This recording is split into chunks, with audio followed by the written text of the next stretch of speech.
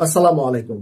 বৈষম্য বিরোধী ছাত্র আন্দোলনের অন্যতম সমন্বয়ক এবং কি এনসিপির নেতা বললেই চলে সার্জিস আলম, তিনি ডক্টর ইউনূসকে একটি রেড লাইন ক্রস করেছেন বলে একটি কথা বলেছেন, যাতে আওয়ামী লীগ নিষিদ্ধ হয় এবং কি আওয়ামী লীগ যাতে নির্বাচনে না আসতে পারে, এবং কি বিভিন্ন রাজনৈতিক দলগুলোকে কিন্তু তারা আহ্বান জানিয়েছিল যেন আওয়ামী লীগ অংশ নিতে না পারে। এই ব্যাপারে জোরালোভাবে বক্তব্য রাখার নির্দেশ দিয়েছিল এবং কি আওয়ামী লীগকে নিষিদ্ধের ব্যাপারে নির্দেশনা দিয়েছিল, ডক্টর ইউনূসকেও দিয়েছিল।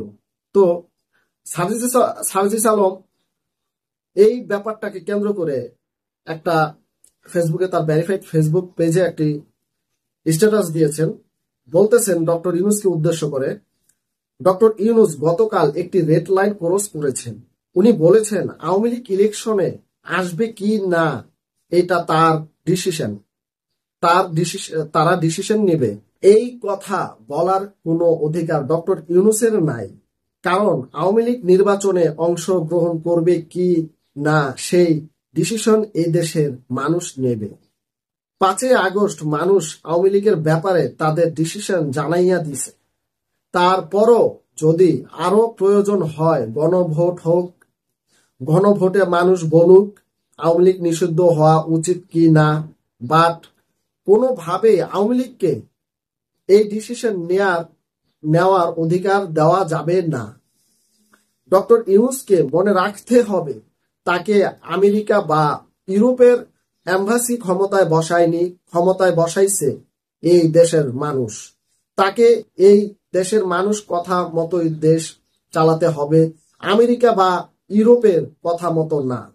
আওয়ামী লীগ কোনো রাজনৈতিক দল না, এটা একটি সন্ত্রাসী সংগঠন। আওয়ামী লীগের ফিরে আসার ব্যাপারে যে বা যারা হেল্প করতে চাইবে তারাই জুলাই গাদ্দার হিসেবে পরিচিত হবে। ইউনূস নিজেও যদি আওয়ামী লীগের পক্ষে কথা বলে, ইউনূসের বিরুদ্ধে দাঁড়াইতে আমরা 1 সেকেন্ডও সময় নিব না। সার্জিস আলম এই কথাগুলো বলতেছেন যে ডক্টর ইউনূস যদি আওয়ামী লীগের পক্ষে কাজ করে বা পক্ষ নিয়ে কাজ করে বা পক্ষে কথা বলে, তাহলে ডক্টর ইউনূসের বিপক্ষে দাঁড়ানোরও 1 সেকেন্ড এই তাহিদি জনতা বা দেশের ছাত্র সমাজ একটি বারের জন্য চিন্তা করবে না, ডক্টর ইউনূসকে এখান থেকে নামিয়েই ছাড়বে।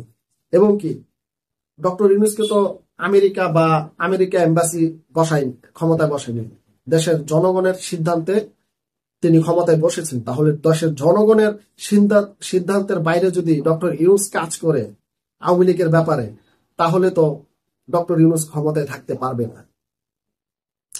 আর ডক্টর ইউনূস কে এর আগেও আহ্বান জানিয়েছিল, এখনো জানানো হচ্ছে যেন আওয়ামী লীগ নির্বাচনে অংশ নিতে না পারে, এবং আওয়ামী লীগের নিষিদ্ধের ব্যাপারে তারা তাগিদ দিয়ে যাচ্ছে। এবং কি সামনে হয়তো বা এই জিনিসটা আরো জোরালো হবে, যেন ডক্টর ইউনূস আওয়ামী লীগকে নিষিদ্ধের ব্যাপারে যেন একটি পদক্ষেপ নেয়। এবং কি এনসিপি বলেন, হাসানাত আব্দুল্লাহ, যারাই বলেন না কেন, বিএনপি জামাত যাদেরকেই বলেন না কেন, যে কটা রাজনৈতিক দল আছে ইসলামী দল থেকে শুরু করে সবকটা রাজনৈতিক দল কিন্তু হয়তোবা সামনে একটি জোটবদ্ধভাবে একটি বাক্য উচ্চারণ করবে যেন আওয়ামী লীগ নিষিদ্ধ হয়ে যায় বা হওয়ার একটি কথা উঠে। ডক্টর ইউনূসকে এই বিষয়ে চাপ প্রয়োগ করতে পারে, কারণ এটা দিন যত যাচ্ছে ততই কিন্তু পরিস্থিতি ওই পর্যায়ে যাচ্ছে যে আওয়ামী লীগ নিষিদ্ধ হবে। এখন দেখা যাক আওয়ামী লীগ নির্বাচনে অংশ নিতে পারবে কিনা বা আওয়ামী লীগ নিষিদ্ধ হবে কিনা, এটা সময়ের ব্যবধানে বলা যাবে। অগ্রিম তো আর এত কিছু বলা যায় না, কারণ আমরা তো জাস্ট মুখের কথাই শুনে যাচ্ছি বিগত 7-8-9 মাস ধরে, কিন্তু আওয়ামী লীগ তো নিষিদ্ধ হচ্ছে না। আর নির্বাচন তো অনেক দূরের কথা বা অনেক পরের কথা। নির্বাচন আসলে বোঝা যাবে যে আওয়ামী লীগ নির্বাচন করতে পারবে কিনা। আসলে হচ্ছেটা কি তাহলে, দেশে আওয়ামী লীগ নিষিদ্ধ হচ্ছে নাকি আওয়ামী লীগ নির্বাচনে অংশ নিতে পারছে, কোনটা হচ্ছে এটা সময় বলে দেবে। সবাই ভালো থাকবেন, সুস্থ থাকবেন। আল্লাহ হাফেজ।